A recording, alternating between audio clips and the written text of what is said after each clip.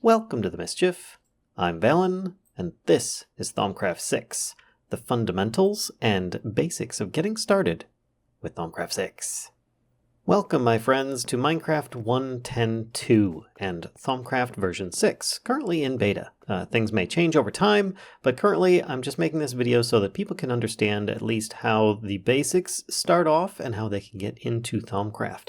Yes, it is very similar to previous versions of Thaumcraft, for those that are familiar. There is a change to some of the world gen, there are some new ores, there are some new trees, like you've got your great woods and your silver woods, of course, this being an example of a silver wood, and way over here being an example of a great wood tree. They're very, very nice and make some really good woods and, well, just decorative items.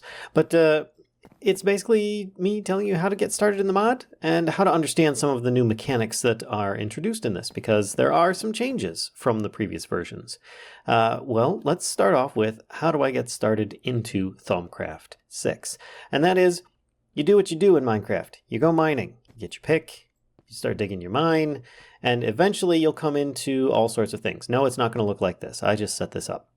But you're going to find some different crystals as you explore. Most commonly, you're going to find these out in tunnels. You may find them just sitting out open in the world, but you will probably find these and you're going to want to try mining them up, and you'll get yourself, if I mine one of these here, some crystals like this, a Vis crystal. Which can be used for later things. You'll probably get some kind of notice or information when you first mine them, saying that, perhaps I should sleep on this to better understand what it is I've found.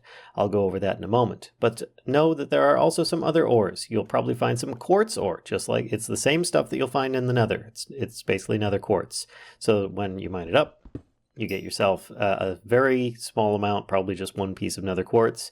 And there may be other things like cinnabar or amber bearing stone. And you can mine at least the amber bearing stone, though the cinnabar, if you look here, it says pickaxe required diamond level. So you'll probably need an iron pickaxe in order to mine cinnabar. And then you get the ore itself, just like you would with iron ore. Collect as many of these crystals as you can, but if you remove all of them from the area, they will not regrow. If there is a heavier concentration right now, like this looks a little bit more in an area than there is on like this one here, there's only a single crystal, then it may not regrow again. So if you leave one or two, they may spread, but there's other ways of growing them later on. For the meantime, though, I recommend just grabbing a whole bunch of them because you're going to need a bunch. At least just like maybe like 10 or so of each type should get you started, but at the very least you're going to want one of each type, and I will go over that in a moment as to why. Now once you do that, next thing you're going to want to do is sleep. But before you sleep, I recommend you keep an eye out in your exploration through the world and finding your setup place that you want to put your spawn point. You look for things like sugarcane, so you can make paper, or whatever mods may add paper for you. You're going to need lots of paper. There's studying to do in this mod. Also, books. Bookshelves from villages are going to be very key. You will probably want to keep an eye open for those things. Plant them early if you have the sugarcane so you can get them growing. I currently have them in here and they're doing me good. As you can see, I've got lots of bookshelves. Plus I found several villages nearby. But you then sleep. And when you sleep, you'll wake up with a special thing, a book. I had the strangest dream last night. I will not spoil this for you guys. You can read it yourself. But you read that, it basically tells you that you need to make yourself a special item called Salus Mundus. And in order to make that, you will need some specific ingredients. And I have them over here in this little crafting table. You'll need at least a piece of flint, a bowl, and some redstone in order to make it. If I grab some crystals here, I've got, what is this? This is just some Terra earth, or I want 3 different types. I've got Perdicio, Terra, and let's grab Ignis here. So 3 different types of crystals should be a good start. And at least 1 piece of redstone. As you can see here, I only need 1. I've just got a bunch of them in there so I can make more. We'll get you Salus Mundus, which then you can use on multiple things. You will probably want to start working on a bookshelf to start off with. And I will show you why in a moment here. Let me just grab one out of my inventory, set it in the world, use the Salus Mundus, and sparkles. I love the sound effects. You can then pick yourself up a Thaumonomicon. I already have one in my inventory, but as you notice, I threw that one away. It will, no matter what, keep your current status and level as to what you have experienced. So if you lose it and you make a new one, it will still retain your progress. It's based on your player, not on the book itself. The book is just a means for accessing the UI so that you can progress with the mod. Now, once you've used Salus Mundus on a bookshelf, there is all sorts of interesting things in this book. I recommend you open it up, and you'll probably only have a few things here, like first steps. You might have access to types of knowledge or even discovering alchemy in here, but you're only going to have a few of these. You won't have any of the tabs on the side, really.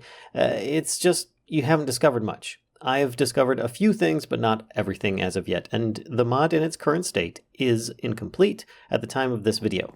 There is still plenty more planned, and there are some bugs. It is in beta, as I said.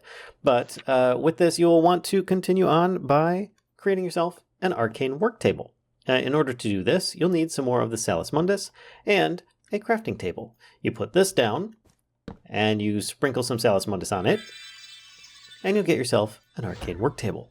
Poof, just like that. Now with this, you will be able to, here, let me click on this one. You'll see that there are multiple areas to craft with.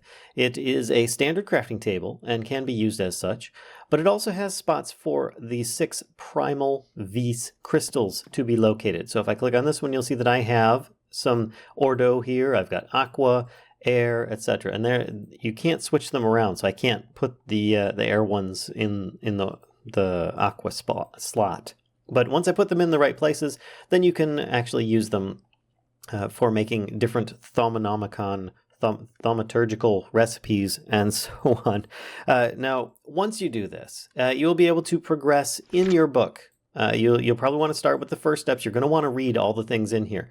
Types of knowledge, your theory crafting is going to be a little confusing because we haven't made that table yet, but I will get to that shortly. What I do recommend, though, is that the first thing you start making, a thermometer in this case, and that is going to really be cool. It looks much better than it used to in Thaumcraft 5, I tell you what.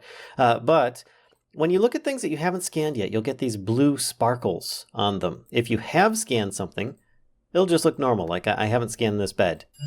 If I hold shift, because if I hit right, I will try and like get into bed. If I hold shift and right click, with this, I will scan things. Now, in order to make one of these, it says in the book the recipe for it, which is going to be 4 gold ingots, glass pane, plus 1 of each of the primal crystals in your arcane workbench. So you're going to want to put those in here, and then it will actually use up a little bit of vis in the area. What that means is that once I have a thermometer, I can actually show you. If you look on the top left of my screen, I've got this meter. If I hold shift, it actually says 242.0. That is the amount of, well, kind of vis in the air. It's probably not exactly the right term for it, but it has that much magic in the air. And if I use a program that I currently have installed to see the chunk boundaries, it changes from different chunk to different chunk. So if I hold over here, I've got 270. Oh, and there was a purple spot for a second there. What was that about, right? Well, 239, and if I run over here, I'm going to have 311. So sometimes there's going to be more, sometimes there's going to be less, but they all kind of equalize over time. And that is the maximum capacity for that area at the moment. If you notice, there was a little dark purple spot over there. That's flux in the area. If you have flux coming around, which we will get into, all it's going to do is reduce the maximum capacity. So if I have 300 available in this chunk, and I have a whole bunch of flux in there as well, let's say I've got 50 flux, I will only be able to use about 250 of the V in the area. So that's something to keep in mind. You don't want to overflux your area, which I'm probably, for those that are new to this mod, confusing you a little bit. So don't worry, I will come back around to that. So you're going to want to make this thermometer, which if I actually get the recipe here, let me grab a few gold ingots. That's way too many, but that should still do. Pane of glass, and we'll put these in here. It will make the thermometer, and you see all the required ingredients are around the outer edge. It requires 20 V in the area, and there's 311 available where this table is. And pull that out and make myself a thermometer. Now, how does this work? You hold in front like I was showing you, and you just right-click things. And if it's no good, it's going to say it can't be learned. But if you do have something that you can learn, it'll glow like this. You have learned something new. You have learned something new. It's really cool. And you'll notice the little like eyeball on a piece of paper just kind of went down into the corner.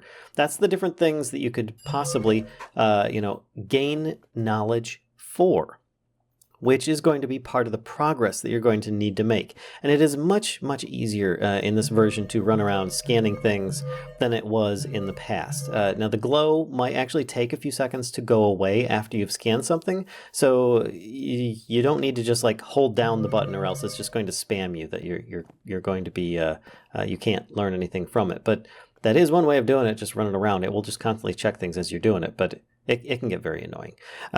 So moving on, scan everything, like experience orbs, grass, trees, water, animals, people, enemies, everything that you potentially possibly can think of, scan it. And if you haven't, then start making things that you can scan.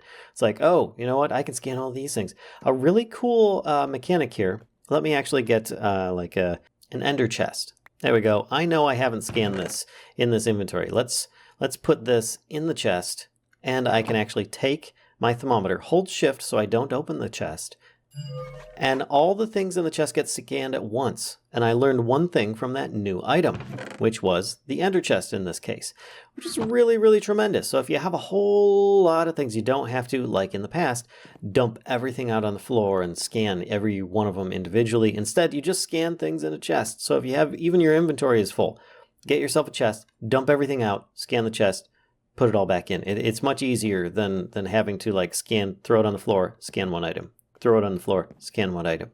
This way, it can save you a ton of time. Oh my gosh. But like I said, scan all the things. Scan all the things. I learned something new there. I'm learning something new every moment. But there's plenty to be learned. Now, what does this learning do?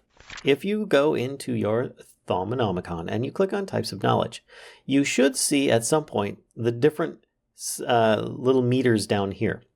Each one of these is different rows. This row here is observation. If you notice, it says observation fundamentals, aromancy, alchemy, and so on. This one here says theory, fundamentals, aromancy, alchemy, and so on. And then you've got epiphanies. So epiphanies are rare flashes of insight and understanding that are required to complete certain kinds of key research. I didn't make that up. That's just written over here. But the observation is going to be one of two most likely things. One is going to be things that you scan with your thermometer. The other is going to be things that you find, like little curiosities of different types, and you use them. In this case, I've gone into creative mode so that I don't actually use the item up, but if I use this, it will disappear. And it may be different types of ores or items that you find in special treasure chests and so on. And you may gain a little bit of research with those items. Now, if I go back into game survival and I use it, it will actually go away once you've used it once. So you may find more of those in the future. And that's just one of the curiosities. There are several different looking ones, so don't rely on just that one type. Now, going in here and back to this, you'll notice that there's another row, theory. Now, the theory one is based upon a table. A research table.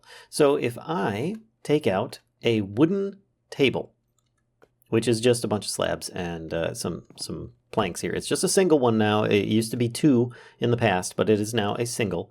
And I get myself some feathers, grab myself a bottle like this, grab that, and some ink.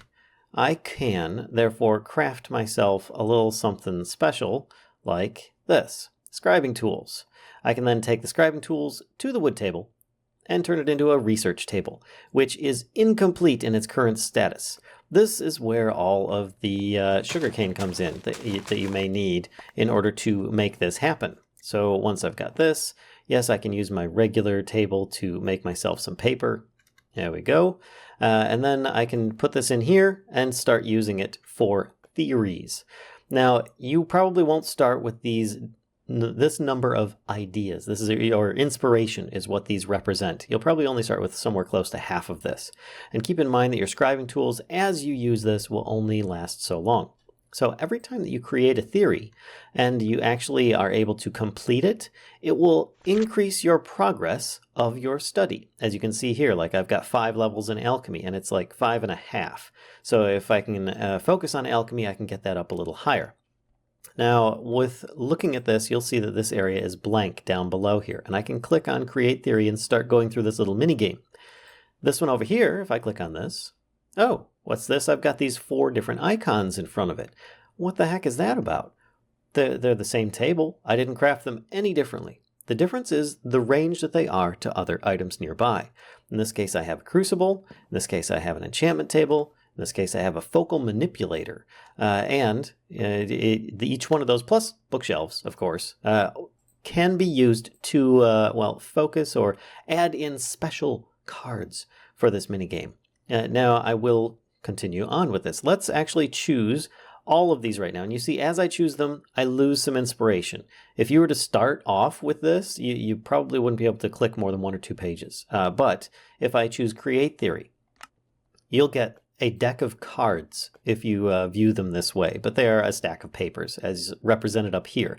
Every time you click on one, there we go, it used up a paper, and you get 2 cards by default.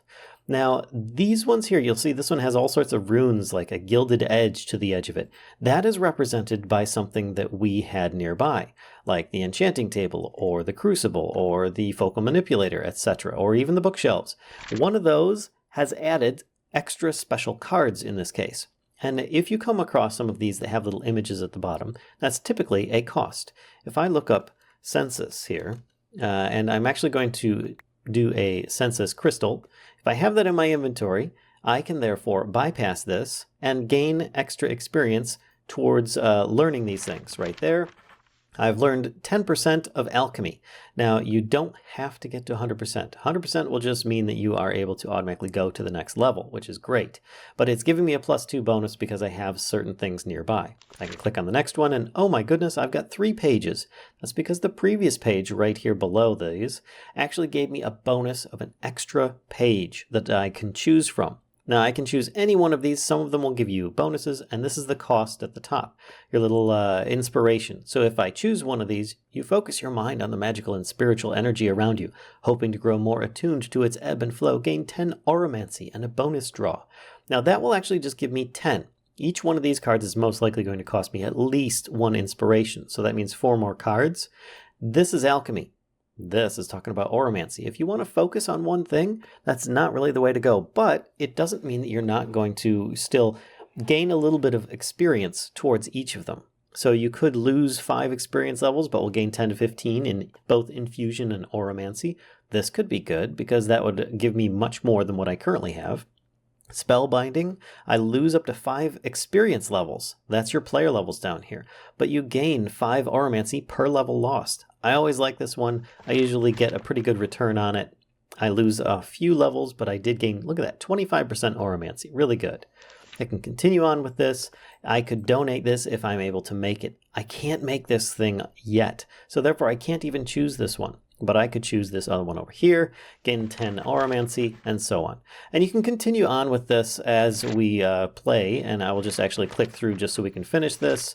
Click over here, and then we go Complete Theory. I have 59%, with a +14 bonus due to items that are going on nearby. But Complete Theory. There we go. I just gained a little bit of experience towards Auramancy, which is great. And then I can start this whole thing over again, and I used up a bunch of paper and a bunch of ink. You may need to, if you need to refill these, just take your scribing tools plus some ink in a crafting grid, and you can refill those. But what happened there is that if I go into here, types of knowledge, it therefore has progressed me a little bit on my theory of Auramancy, which is now even higher than it was before. It actually leveled me up to the next level, which will grant me different accesses on the Auramancy tab once that is opened up. But sometimes you just need minimal levels of Auramancy in order to access that, or Artifice and Infusion, or even Golemancy, etc. Now, I feel like I did actually kind of skip a little something here, and that is the Crucible. The Crucible should probably be discovered before the research table. I got ahead of myself a little bit. I can't help it. It's Thaumcraft. It's fun.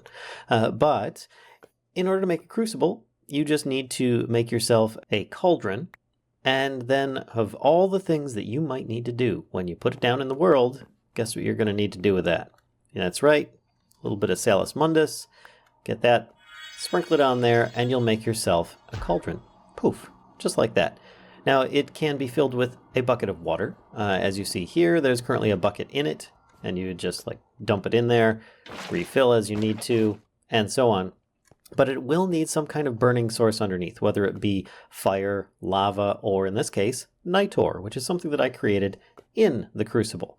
And I recommend that you probably just go with, most likely you'll be able to find, in fact, I see some behind me and my mini-map is some lava pool over there, or I see a little bit of lava over there, is the easy solution. Just be careful of any flammable things nearby when you're starting this off, as many wooden structures will catch fire if they're over top of any kind of burning substance. But you put down the Crucible on top of that, so you probably put like a block nearby and you place it up next to it, and then you're able to start experimenting with this. In this case, I am using nitor underneath instead of lava because most of my house is made of wood and carpet, both very flammable substances. Now, how this works, if you're unfamiliar with it, is you throw things in, reagents, and then you throw in a catalyst. Now, the reagent, or ingredients in this case, it actually is going to tell you as you're trying to discover alchemy, and that is going to be nitor, or yellow nitor specifically, which needs 10 ignis, 10 lux, and 10 potentia. And that's just a minimum. Your glowstone dust is going to be what activates this brew into something of significance. So how do I find these things? Well, if you're scanning stuff, it might actually tell you what some of it is, but the easiest way to do it is to just use something like JEI, where you can actually just hold shift and hold over top of the items. If you don't have JEI, then just whatever's in your inventory. And you can see these things here. You can even go into a chest and look at the items there, what their ingredients are. Each one gives you a little icon. If you're confused by it, it's not a problem. There is more information in your Thermometer. Specifically, if I click on this, choose on here, you'll probably get aspects of Essentia, this little tab on the side here. On almost any one of these, it should show up. And what this does is that it shows you the different things that you have discovered and what they are made up from. You can see here there's primal aspects of Outtro and Perditio. They don't break down anymore. They're like the table of elements of Thaumcraft. But these other things, you take Outtro and Perditio together and you get Permutatio, which is, another one of these different items that you might need to know about. So if you know what you're doing, then it's probably not too bad to figure out that your most basic things that you're going to need to make yellow nitor in this case, because it's a flaming light of sorts that has energy, is something that will give light, flame, and energy. Torches, you could throw in a whole bunch of torches, but if you remember in here, it will require at least 10 of each. You can do more than what you need, and therefore you might get some byproduct kind of floating off into the sky, but you might also not. It all depends on how exact you are with this. Now in this case, your most basic one, a piece of coal has 10 and 10. Torch is going to have 5, 1, 1. And you need all three of those that are on a torch. So I recommend just tossing in like a piece of coal, couple torches, and you'll see that it'll start boiling. Now, you won't see these little images over top. That's because I've got these goggles on. But if I throw in glowstone dust, poof, you saw some purple smoke go up, and I got myself yellow nitor showed up in my inventory because I was standing right here. Now, if I leave these in the Crucible, they will eventually evaporate into the stratosphere, which will actually be somewhat detrimental in small amounts. You can see it's actually boiling off slowly. Alternately, you can shift right-click with an empty hand, and you can just kind of flush it out, and you'll see flux go into the air. Flux? Ah, that's right. Perhaps this is coming back to you now, and you can see it's like kind of slowly working its way around and out. What that's going to do, if I hold my thermometer and I hold shift, is eventually it will bring the current capacity down slightly. It being in small amounts isn't really going to hurt you. If you start doing a whole lot of this stuff, it will really start making things difficult for you to do magic in that area. And it may have some negative effects. But that's really all it's going to do, is just going to reduce the capacity for the magic that you can do in the area because of that limitation, that it will just kind of work against your maximum. Now, Yellow Nitor, you just place it down, and it will act as a torch. You can just break it with your hand again, pick it up, and move it. And it also will not hurt you. You can walk through it. You know, it's pretty cool like that. But it will also, as you saw here, provide a heat source for your crucible. So I recommend you just take out your lava or fire or whatever you have, unless you really want that immersion, and put in some Yellow Nitor or some kind of Nitor. You can actually colorize these with just your different dyes and so on to make them different colors, which is pretty darn neat. And then you can put it underneath your crucible and use it again like that. Now that we've gotten you your first steps, types of knowledge, theory crafting, and a little bit of discovering alchemy, there are some other things that probably will make things easier. Discovering auramancy. Once you're able to actually get to this, because some of these things you won't be able to make, like your goggles are revealing. You might click on it and then you'll hover over this and it'll say alchemical brassing, and it'll say you cannot craft this yet because you don't know alchemical brass. It's just a matter of doing some of the mini games on studying or scanning things or obtaining epiphanies. In this case, I'm finding more things that I haven't scanned yet, like purple carpet, I think it is, or these stairs. I don't even remember what it is. I don't think I've scanned these yet either. But running around and scanning a whole lot of stuff is going to make a big difference. Being sure to, as well, study up on this. And if for some reason you get to a point where you're stuck, let's create a theory. Choose on here, and I've got that one, this one, and let's say it says tinker on this side, and you need to start creating something on the other. In fact, I will just continue going through until I can find something that would be appropriate. Here we go. Instrumentum and a jukebox. Let's say I don't have the materials or resources in order to create either of these things. So I can't really complete my research. And by the way, if you have JEI on the side, don't forget Control-O is typically the key binding. In order to hide that, Control-O will bring it back again. But if you don't have access to either of these, they may be even more difficult than this. You can just leave it there until you do. Or you can instead break the table and, then set it back down and start over. And you lose all your progress for that one, which is actually a bit disappointing, because then you lost that much ink, that much paper, and any other materials you may have used in getting to that point.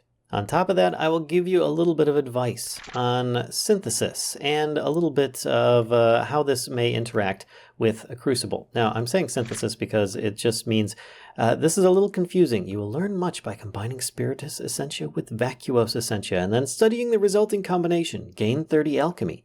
There is a little something that you will learn that you can do if you have a bunch of ingredients. Let's see here. Yellow Nitor has 13 lux, 5, I can't remember all the names of these, but it has 13, 5, 3, and 3. So therefore, it's got a whole bunch of ingredients on it. What you can do is actually look in your inventories here. There we go. And get some quartz slivers. Now, a quartz sliver is simply just a bunch of quartz that has nether quartz that has been put into a crafting table and, turned into quartz slivers. It does not craft backwards, though, so therefore be very aware that that's what you want to do. These are going to be able to be turned into these crystals. So let's toss this Yellow Nitor in here. And you can see, because of the goggles I'm wearing, all the different ingredients. Every 2 of one type of ingredient will get you a crystal just by right-clicking with this item. And I can keep on doing this until I'm down to the single digits. Now, you'd also notice that the water went down as well. You're probably going to want to refill as you need to, just so that you can keep it from going completely empty. But over time, this is going to just kind of wear away. Or I could toss in more crystals and they'll only give 1 at a time, because this crystal will give 1. But currently, the other ones are just kind of going off into the stratosphere currently, just to evaporate away. So if, in this case, I want to combine Vacuos and Spiritus, I need to find out those items. Look in my Thaumonomicon, look up your any of these ones here. Just remember here, you want to go to Aspects of Essentia. Just click on something in order to get this tab on the left. You open it up, and you need to then find those items.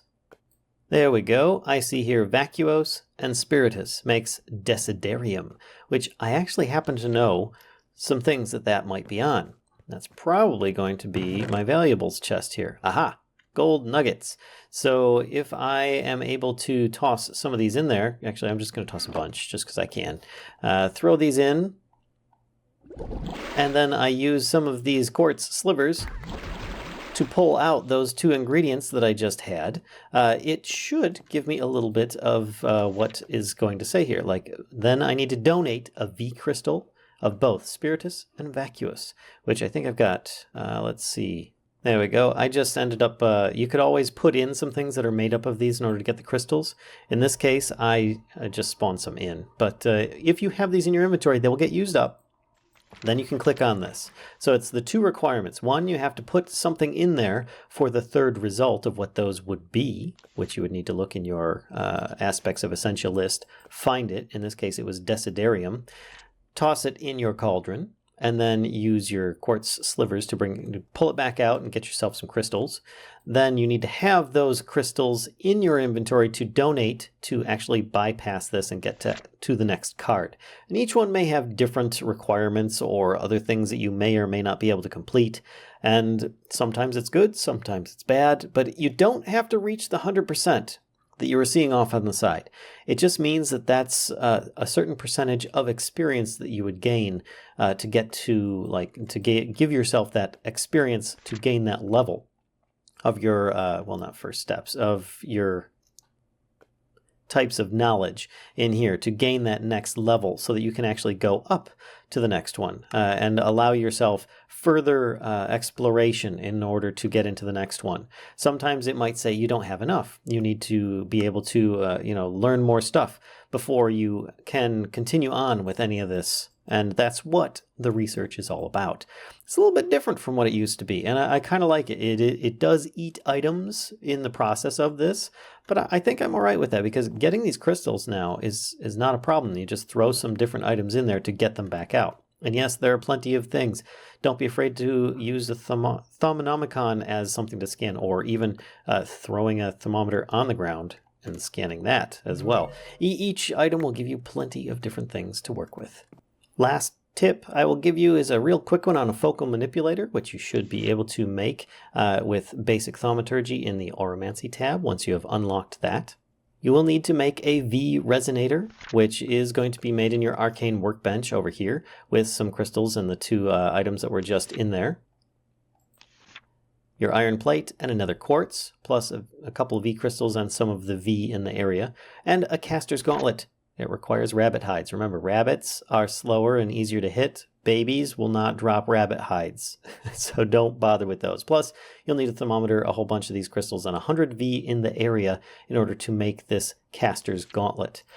Once you have made yourself a focal manipulator, you can then access this. You will have made a blank caster focus by this point, but you cannot actually use this machine unless you have several requirements. 1, a minimum V in the chunk you're in with 100.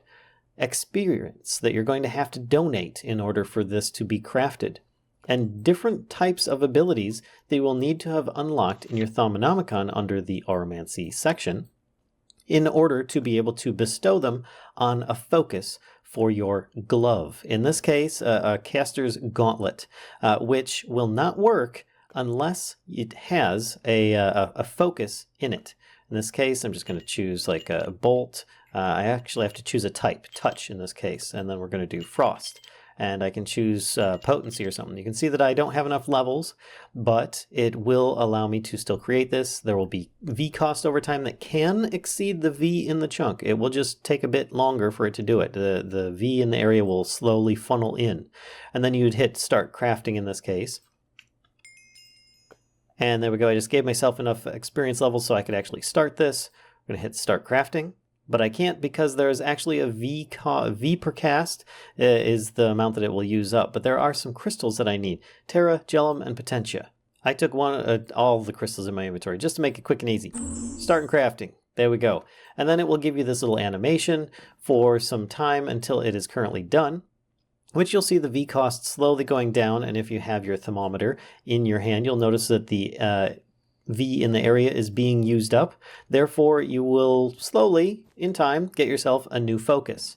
Once you get that focus, you will then want to put your caster's gauntlet in your hand and press the appropriate control option. And in this case, you go into options, controls, and you look down under miscellaneous right here, and you'll see change wand focus. Mine was actually having a key conflict. I put it on Y. Yours is going to be something different. But once you're able to do that, you'll get this option. You choose the focus that you want to have in it, and then you can use it as you want. Now, in this case, I have a completely different ability than the first one you gain. But I have this ability to like lightning zap frost in an area. Another one is, in this case, I can switch out to this, and I can do launch a fireball in an area, which that's kind of scary. But here we go. This one has finished. It's done. I can now grab it out, drop this out of the way, and I can then put a different focus in here. And on the left there, it tells you the different costs and the different items that you might have. Touch. So therefore, I can freeze things in an area, like water, the ground, even when I punch enemies. But if you look on the top left there, as I use it, the V in the little meter is actually dropping. So that's how much magic it will lose. And if I hold shift, you can actually see the amount that's in there. That's just a real quick how to get into your glove as well. I hope this has been helpful to everybody. I'm sorry if it went a little bit long, but I know that there's a lot of questions with a brand new mod that's really, really cool and addictive. And I thought, well, actually brand new, a revisit of an old mod that has been modified and brought to the future. Anyway, if you guys enjoyed this video, be sure to give a like, comment, subscribe, and until next time, folks, be sure to spread the mischief to others, and I'll see you. Bye!